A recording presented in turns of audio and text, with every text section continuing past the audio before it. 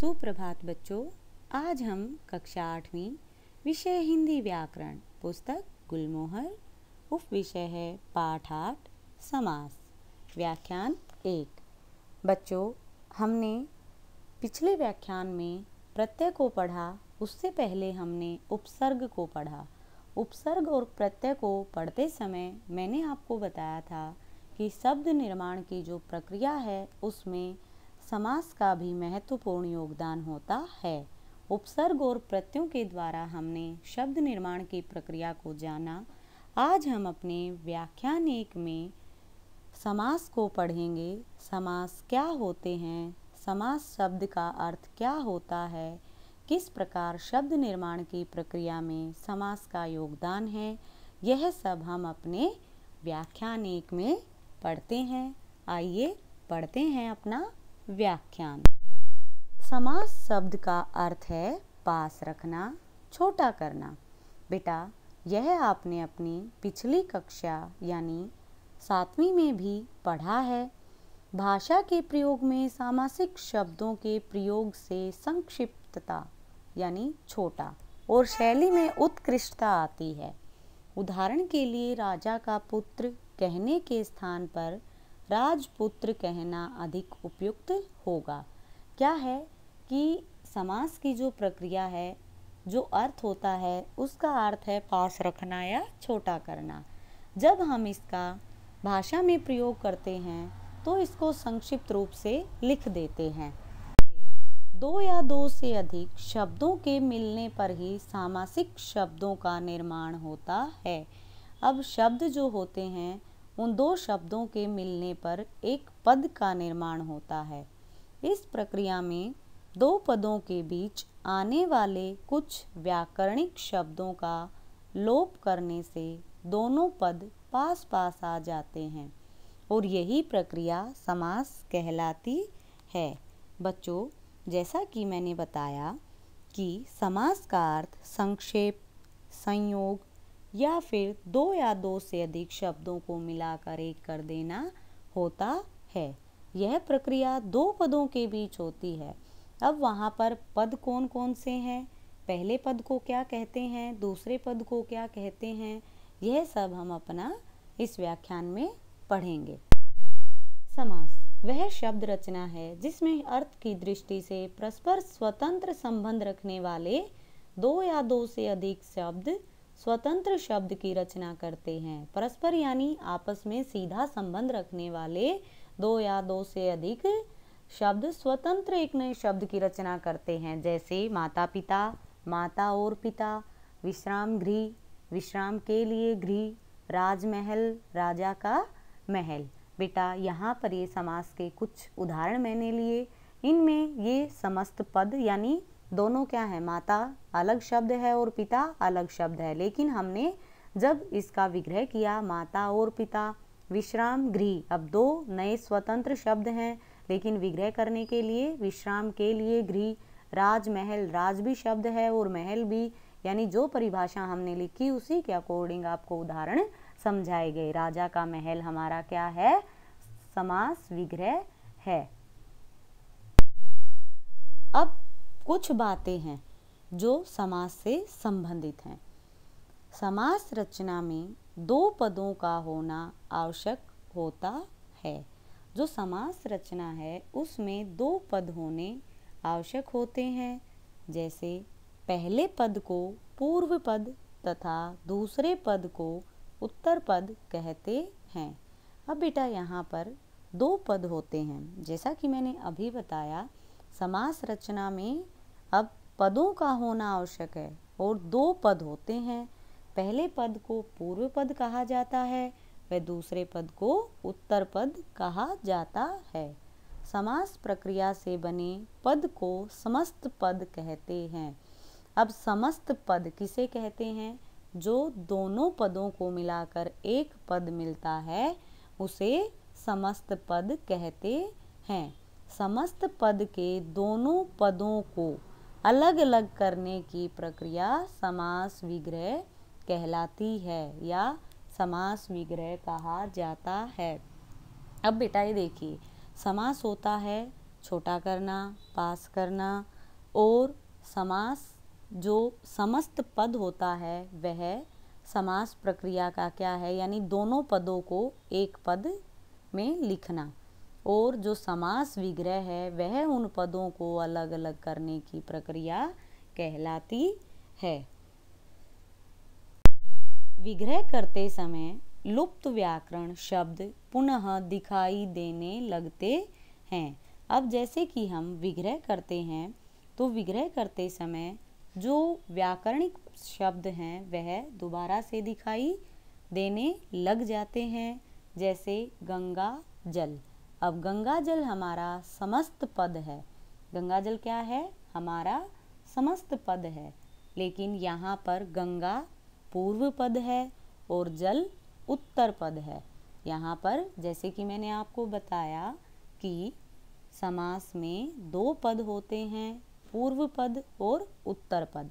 पहले पद को पूर्व पद कहा जाता है, वह दूसरे पद को उत्तर पद कहा जाता है। गंगा जल हमारा समस्त पद है। अब गंगा हमारा पूर्व पद है और जल हमारा उत्तर पद है। अब इसका समास विग्रह होगा गंगा का जल।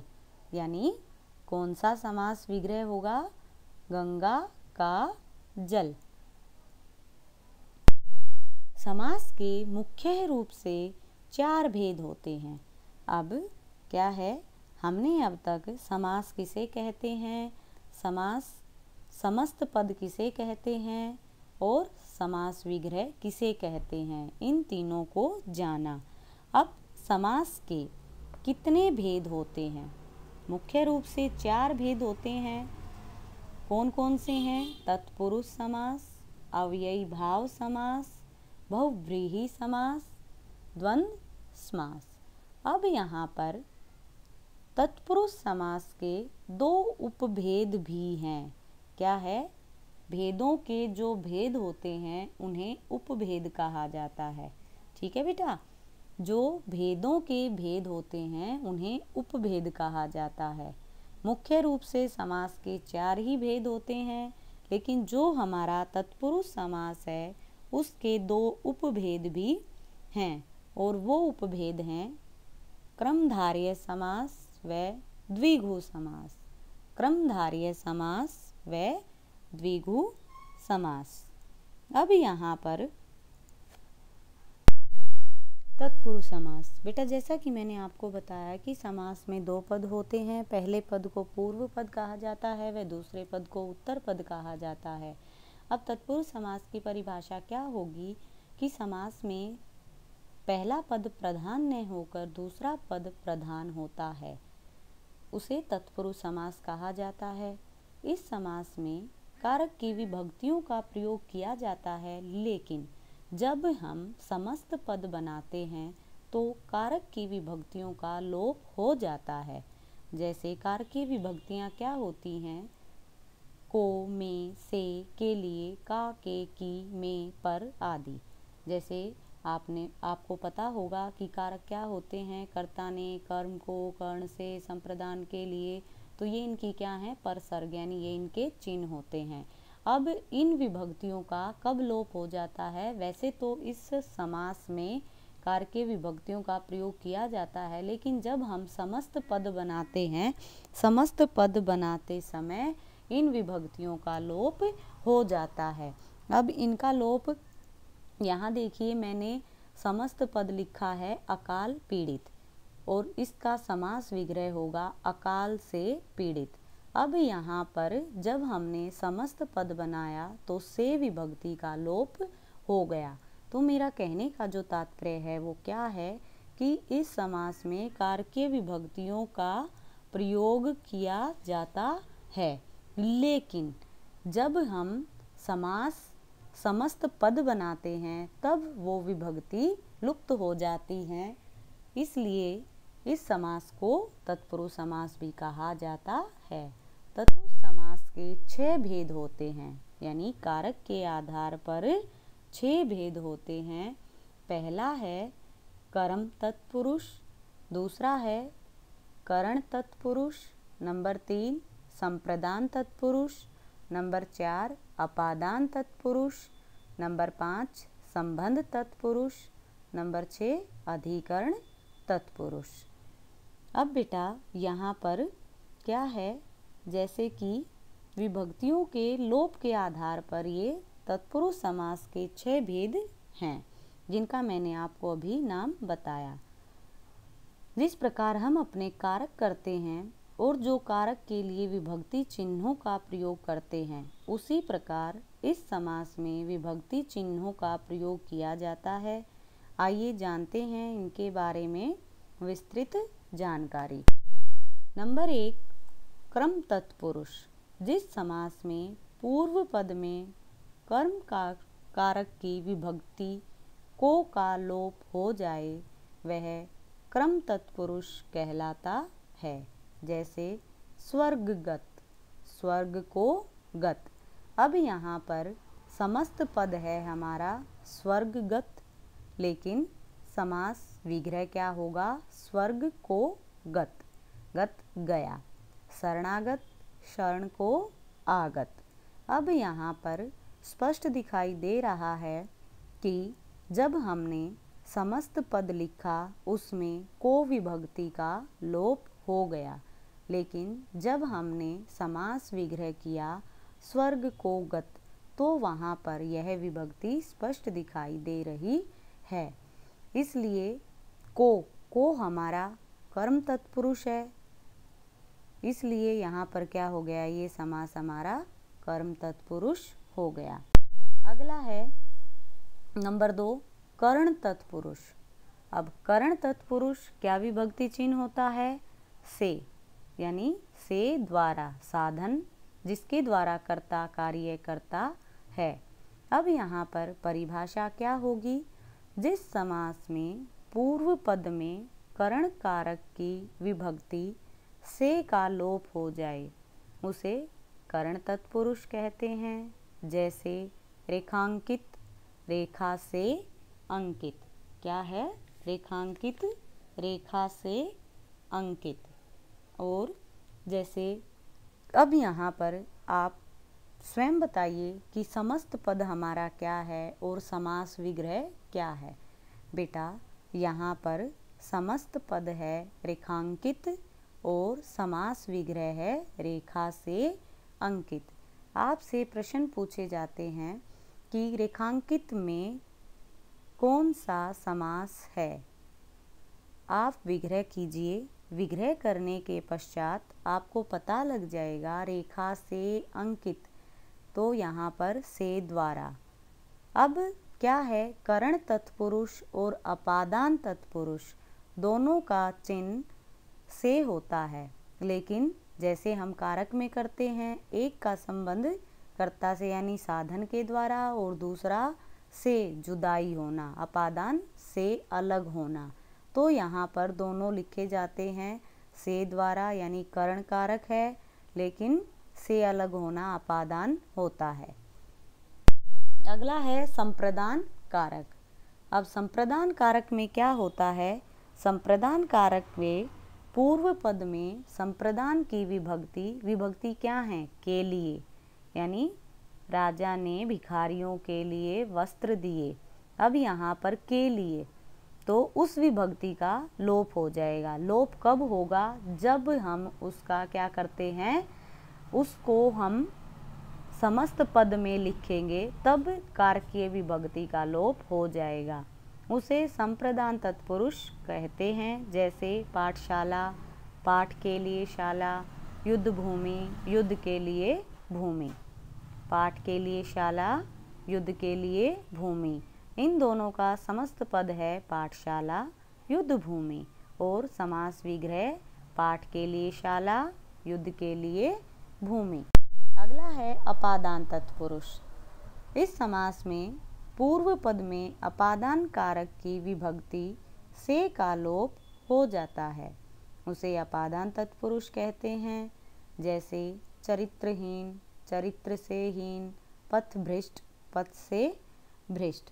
बेटा कर्ण कारक और अपादान कारक दोनों के चिन्ह से होते हैं, लेकिन कर्ण कारक से द्वारा यानी किसी साधन के द्वारा और अपादान का से अलग होना यानी जुदाई को दर्शाता है। पद से भ्रष्ट, पद से अलग हो गया, भ्रष्ट हो गया।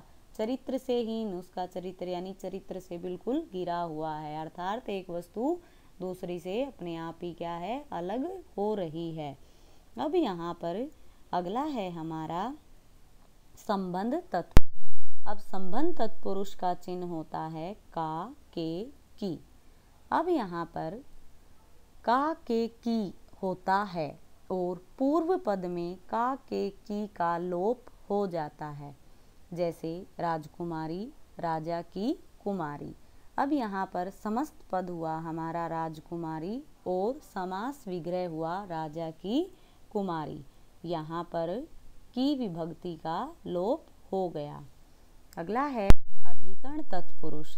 जिस समास के पूर्व में अधिकरण कारक की विभक्तियों में पर का लोप हो जाता है, वहाँ अधिकरण तत्पुरुष समास होता है, जैसे दानवीर, दान में वीर। अब यहाँ पर हमारा समस्त पद दानवीर और समास विग्रह दान में वीर, अर्थात अंतर स्पष्ट दिखाई दे रहा है कि जब हम विग्रह कर रहे हैं उस समय कारकीय विभक्तियों का प्रयोग किया जा रहा है, लेकिन जब हम समस्त पद को लिख रहे हैं उस समय पर कारकीय विभक्तियों का लोप स्वतः ही हो रहा है। अगला है हमारा तत्पुरुष समास के उपभेद। अब भेदों के भी जो भेद होते हैं उन्हें उपभेद कहा जाता है।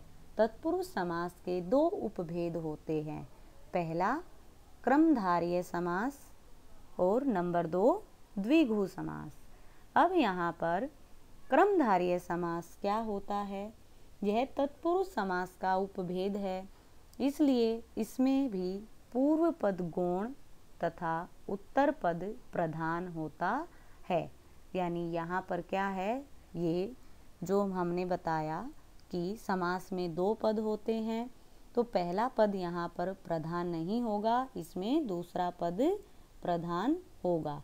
इस समास में पूर्व पद तथा उत्तर पद में विशेषण, इस समास में पूर्व पद तथा उत्तर पद में विशेषण, विशेष्य या उपमान उपमेय का संबंध होता है। अब बेटा सबसे पहले विशेषण और विशेष्य क्या होते हैं, उपमान और उपमेय क्या होता है, यह जानना आवश्यक है।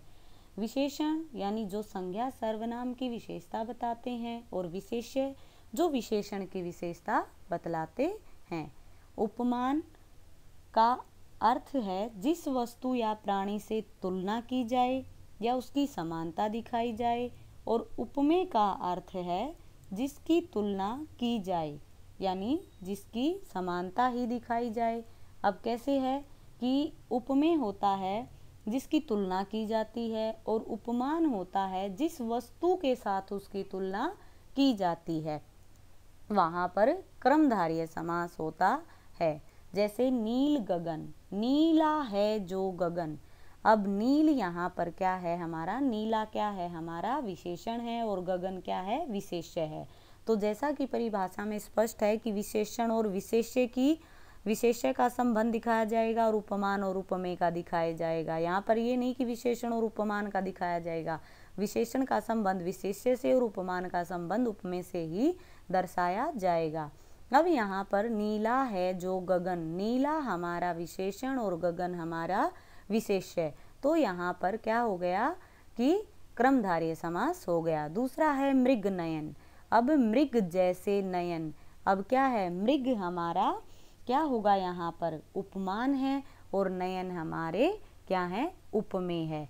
तो मृग क्या है हिरण, यानी मृग जैसे नयन, वस्तु के साथ तुलना की गई। क्या है पहले ही मैंने आपको बताया कि उपमान क्या होता है जिस वस्तु या प्राणी से उसकी तुलना की जाती है, और उपमेय क्या होता है जिसकी तुलना की जाए। अब मृग हमारा क्या है यहाँ पर उपमान है और नयन हमारे क्या है उपमेय है। अगला है हमारा द्विगु समास। अब द्विगु समास क्या होता है, यह भी हमारा क्या है तत्पुरुष समास का ही उपभेद है। इस समास में पूर्व पद संख्यावाची होता है और समूह का बोध कराता है। जैसे चौराहा, 4 राहों का समूह। अब पहला पद चौ, चौ यानी 4। अब 4 क्या है? हमारा संख्यावाची शब्द है।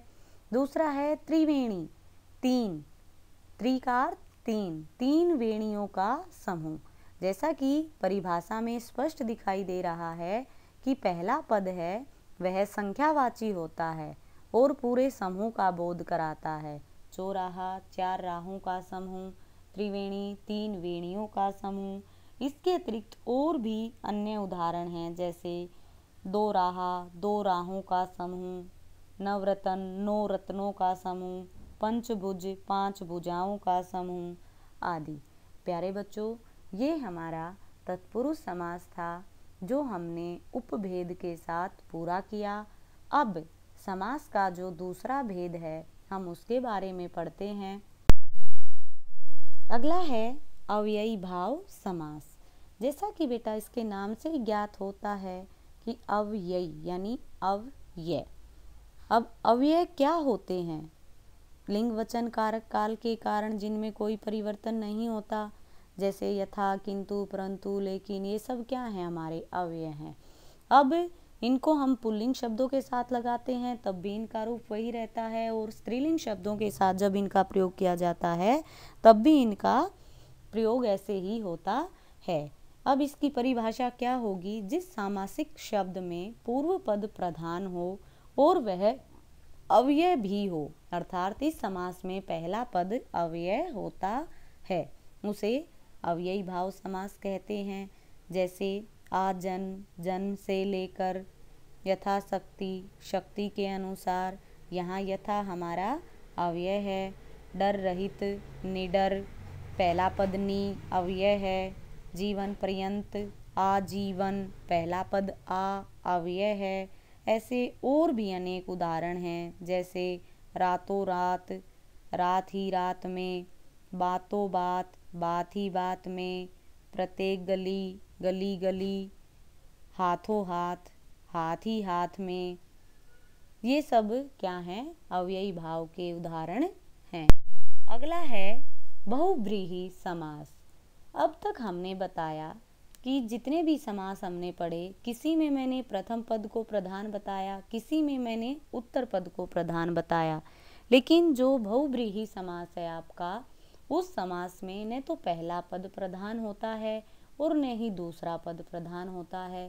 कहने का तात्पर्य ये है कि इसमें पूर्व पद भी प्रधान नहीं होता और उत्तर पद भी प्रधान नहीं होता, लेकिन इसमें कोई अन्य पद प्रधान होता है। अब अन्य क्या? यानी वो किसी तीसरे की ओर संकेत करता है। परिभाषा किस प्रकार होगी? इसमें पूर्व पद और उत्तर पद दोनों में से कोई भी पद प्रधान नहीं होता, कोई अन्य पद प्रधान होता है, अर्थात किसी तीसरे की ओर संकेत करता है। जैसे दशानन, 10 हैं आनन, यानी आनन का अर्थ है मुख। अब 10 मुख किसके हैं? बताइए। 10 मुख रावण के हैं। दशानन, 10 हैं आनन जिसके, अर्थात रावण। अब देखिए, प्रथम पद भी प्रधान नहीं है और उत्तर पद भी प्रधान नहीं है, किसी अन्य पद की प्रधानता है, यानी तीसरे पद की ओर संकेत किया गया है, इसलिए यहाँ पर क्या है? बहुव्रीहि समास है। अगला उदाहरण है लंबोदर। लंबा है उदर, उदर का अर्थ है पेट जिसका। अब किसका है लंबा पेट? अर्थात गणेश। जहाँ पर अर्थार्थ लगकर किसी तीसरे की ओर संकेत किया जाए वहाँ पर बहुव्रीहि समास का प्रयोग किया जाता है। जैसे चतुर्भुज, 4 हैं भुजाएं जिसकी, अर्थात विष्णु। अब मेघनाद, मेघ के समान नाद, यानी नाद का अर्थ है शरीर है जिसका, यानी रावण का पुत्र मेघनाद। त्रिलोचन, 3 है लोचन जिसके, अर्थात शिव। ये सब उदाहरण किसके हैं? हमारे बहुव्रीहि समास के हैं। अगला है हमारा द्वंद्व समास। अब द्वंद्व समास क्या होता है? इस समास में दोनों ही पद प्रधान होते हैं। पहले पद को भी उतनी ही श्रेष्ठता दी जाती है जितनी दूसरे पद को दी जाती है, अर्थात जैसे माता पिता, माता भी हमारे लिए उतना ही महत्व रखती है जितना हमारे लिए पिता का महत्व है। दिन रात, दिन भी उतना ही महत्व रखते हैं जितना रात रखती हैं, अर्थात 12 घंटे का दिन है, 12 घंटे की रात होती है। तो इस समास का क्या परिभाषा होगी? इस समास में दोनों ही पद प्रधान होते हैं। इस समास को दोनों पदों को जोड़ने वाले समुच्चय बोधक अवयवों का लोप हो जाता है, जैसे राम श्याम, राम और श्याम, माता पिता, माता और पिता, दिन रात, दिन और रात। अब कुछ अन्य उदाहरण भी हैं, जैसे गंगा यमुना, गंगा और यमुना, समुच्चय बोधक का लोप हो गया। अब है जैसे चाय कॉफ़ी, चाय या कॉफ़ी। अब यहाँ पर इसकी पहचान क्या है कि योजक चिन्ह का प्रयोग किया जाता है, और जब हम विग्रह करते हैं, विग्रह करते समय और या का प्रयोग किया जाता है। समास के संबंध में कुछ महत्वपूर्ण बातें हैं, जैसे अब है बेटा समास के संबंध में ध्यान देने योग्य बातें।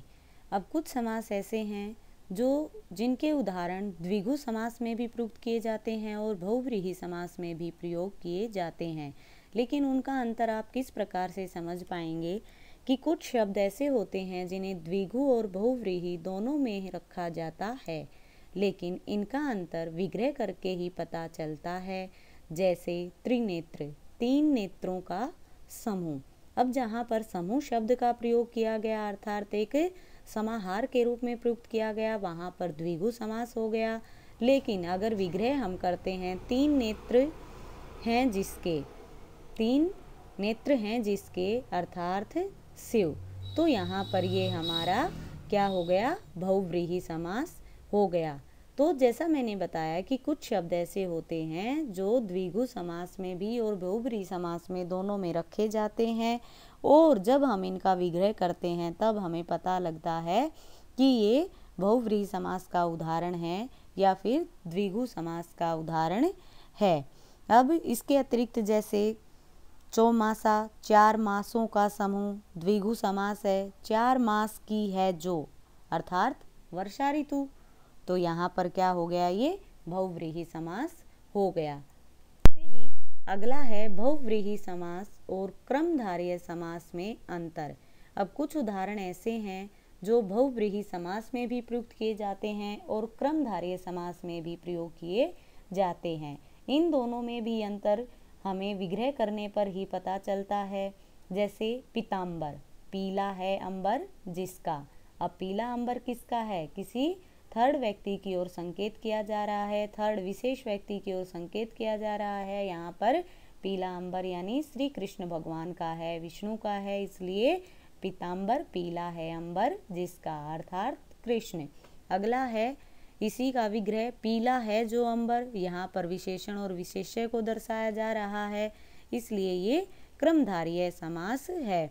तो कुछ समास के उदाहरण हैं जो दोनों में ही प्रयुक्त किए जाते हैं, बहुव्रीहि में भी और क्रमधारय में भी, लेकिन जब हम इनका विग्रह करते हैं, विग्रह करने के पश्चात हमें इन दोनों का अंतर स्वतः ही नजर आ जाता है।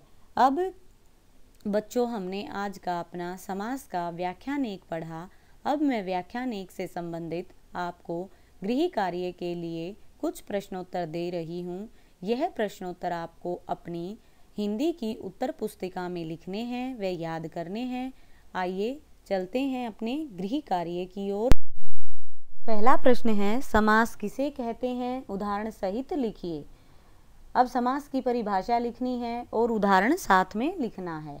फिर है समास विग्रह से क्या तात्पर्य है? उदाहरण सहित लिखिए। ये दोनों प्रश्न आपको हिंदी की उत्तर पुस्तिका में लिखने हैं वे याद करने हैं। मिलते हैं बेटा अपने अगले व्याख्यान में। धन्यवाद।